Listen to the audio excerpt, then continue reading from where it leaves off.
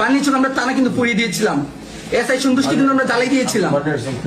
আপনি আসছেন, ঠিক আছে। আমি হবিগঞ্জ জেলার প্রধান সমন্বয়ক ছিলাম। আমি বৈষম্য ছাত্র হবিগঞ্জের বর্তমান সেক্রেটারি। আমরা বানিয়েছঙ্গে টানাকে পুড়িয়েছিলাম। আমাদের প্রতিবাদে আমাদের ভাই 9 জনকে হত্যা করা হয়েছিল। এই হবিগঞ্জের ছেলে আমরা এখানে দাঁড়ায় আছি।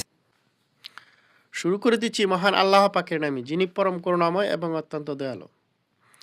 এ দেখেন, যারা জুলাই যোদ্ধা বলে, যারা জুলাই অভ্যুত্থানের সাথে জড়িত সবাই, তারা পুলিশ ফুরিয়েছে, পুলিশের থানা ফুরিয়েছে, পুলিশ স্টেশন ফুরিয়েছে, নিজের মুখে স্বীকার করতেছে। এরপরে পুলিশ তাদেরকে গ্রেপ্তার করতে সাহস পাচ্ছে না। তার কারণ কি? পুলিশ প্রশাসনকে ধ্বংস করে দেওয়া হয়েছে।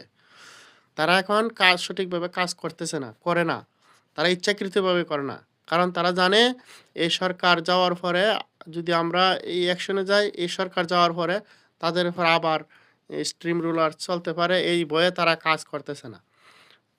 তাহলে যদি অন্য সময় হয়তো এই পুলিশের এই এই যে জুলাই যোদ্ধার যে এ লোক স্বীকার করছে যে থানা ফুরিয়েছে এবং পুলিশকে ফুরিয়েছে, মায়েরে ঝুলিয়ে রেখেছে, নিজের মুখে স্বীকার করতেছে, তাহলে অন্য সময় হলে একথা বলে এই থানাতে আবার বসে থাকতে পারতো?